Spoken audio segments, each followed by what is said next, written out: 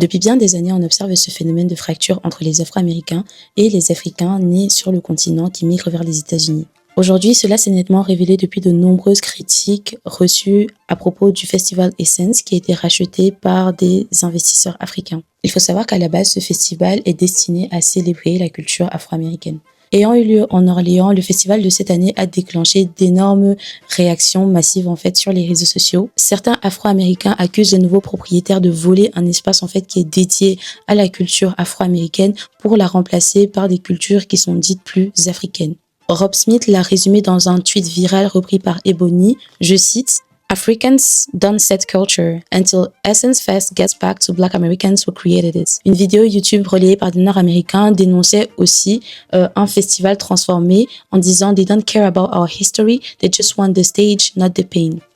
Et donc, on va un peu discuter de tout ça, mais avant tout, je tenais à préciser que je suis fermement contre tout acte de boycott envers des institutions, des commerces ou encore des investissements portés par des Africains aux États-Unis. Cette vidéo sert avant tout à fournir un cadre explicatif, historique et surtout social qui vise à éviter que les générations futures, mais surtout les générations qui se trouvent déjà en Europe, reproduisent les mêmes fractures identitaires et les conflits culturels. Pour comprendre pourquoi certains Afro-Américains en arrivent à cette colère, il faut remonter dans l'histoire, c'est-à-dire de la traite transatlantique jusqu'à l'immigration moderne. On sait que la traite transatlantique a commencé environ au XVIe siècle pour se finir entre le XIXe et le XXe siècle. À ce moment-là, environ 12,5 millions d'Africains ont été déportés du continent pour pouvoir construire l'Amérique. Ce déracinement était totalement inhumain compte tenu des conditions dans lesquelles cela se faisait, mais également de l'effacement des cultures, de la langue, des pratiques ancestrales et j'en passe. À ce moment-là, on a le début d'une conscience afro-américaine qui est à la fois artificielle mais surtout résistante, puisque cet arrachement implante la discontinuité historique qui va être la première source de double rejet et qui impose finalement ce sentiment de ni complètement africain ni accepté aux États-Unis. À cela va s'ajouter une succession d'événements, notamment le retour au Libéria, qui vont être peut-être ce qu'on peut considérer comme étant les premiers moments d'interaction entre les Afro-Américains et les Africains qui sont restés sur le continent. C'est donc avec l'American Colonization Society que vont être renvoyés de gré ou de force des Afro-Américains vers Monrovia au Libéria. Une fois sur place, ces Afro-Américains connaissent un premier rejet de la part des Africains locaux parce que ceux-ci les perçoivent comme très détachés, non enracinés culturellement, voire arrogants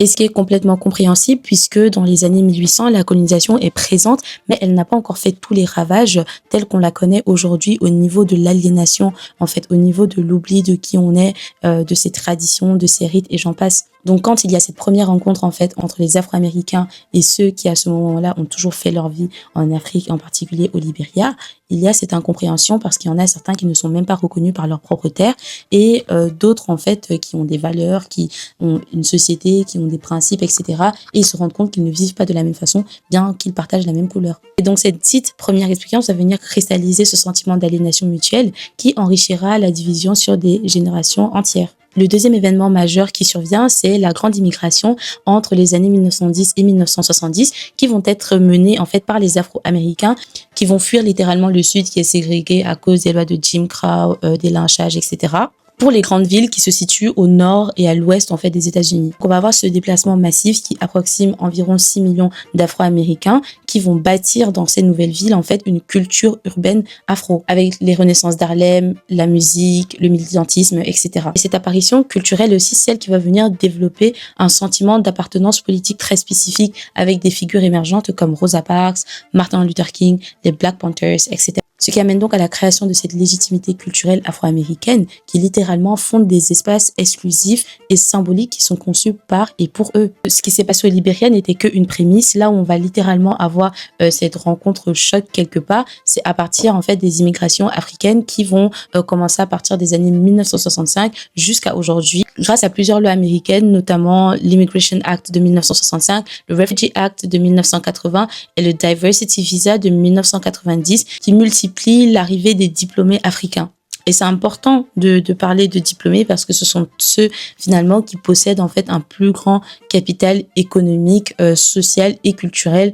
que les Afro-Américains à cette époque. Et donc en 2019, on se rend compte que dans la population totale d'immigrants noirs, 42% sont des Africains, donc directement issus du continent, contre 23% dans les années 2000. Donc, la compétition économique et socioculturelle, entre parenthèses, avec les emplois, les succès, la visibilité, etc., crée des tensions nouvelles, particulièrement lorsque des personnes africaines commencent en fait à intégrer des sphères qui étaient autrefois réservées uniquement aux dits descendants d'esclaves, c'est-à-dire en ce sens les Afro-Américains. Et ça devient très touchy parce que même si le débat est déjà très présent sur le plan économique, sur le plan culturel, ça devient un véritable champ de conflit. Les Afro-Américains ont spécialement conçu des espaces comme Afropunk, Gentate, Festival Club ou encore des mouvements comme BLM. Pour eux, ce sont littéralement des refuges d'expression et surtout de mémoire. Lorsque ces espaces sont rachetés ou encore dirigés par des Africains qui en ont le capital économique, sans reconnaissance historique, en fait, sans célébration en fait de la culture afro, ça pose problème parce qu'il y a un sentiment en fait d'usurpation symbolique. Encore une fois, sur ces pages, Coben Smith reproche, je cite, Essence Fest used to be culture that we built has now been co-opted by a bunch of Africans. Et un internaute aussi ajoute How can you take over something built on our pain without acknowledging it? Et donc il y a clairement un glissement qui est un point de départ en fait la célébration de la culture afro-américaine à une inclusion panafricaine qui est clairement perçue par les Nord-Américains comme une effraction du sanctuaire identitaire afro-américain. Et autant stupide que cela puisse paraître, ça part avant tout de pas mal de stéréotypes mutuels et d'incompréhension. Donc il y a beaucoup d'Africains, qu'ils soient sur le continent ou bien même lorsqu'ils arrivent en fait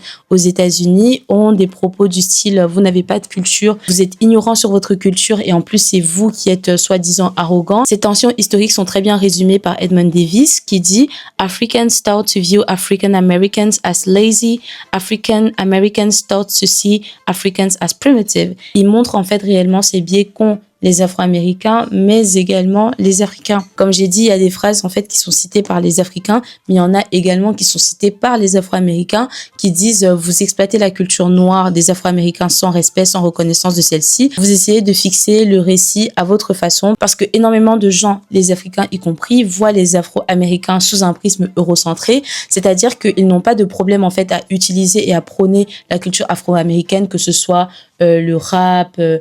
hip-hop, le jazz, etc., sans toutefois vraiment reconnaître en fait les corps afro-américains qui ont dû se mouvoir pour cette manifestation. Et ce ne sont pas des choses en fait qui, même dans les stéréotypes, sont citées comme étant quelque chose en fait de bien ou bien de reconnaissable. Quand on parle de sur le plan international, surtout de notre point de vue africain, on dit toujours ce sont des gens du ghetto, ce sont des gens sans éducation, ce sont des gens qui vendent de la drogue, etc. Et quand on arrive même dans leur milieu, on prohibe même à nos enfants de traîner avec ceux-ci parce qu'on se dit que ce sont les mauvaises compagnies. Et on se rend compte, c'est des discours qui sont majoritairement en fait véhiculés par les populations blanches que nous-mêmes on se retrouve à reproduire en tant que personnes africaines. Et pour le coup, ils ont vraiment raison de s'en plaindre parce que pourquoi à chaque fois parler des Afro-Américains pour dire que ce sont des gens déculturés, c'est des gens qui savent rien faire, sans jamais mentionner en fait leur militantisme, leur activisme social et j'en passe. Le professeur Darboe disait, je cite, African and African Americans are separated by myth,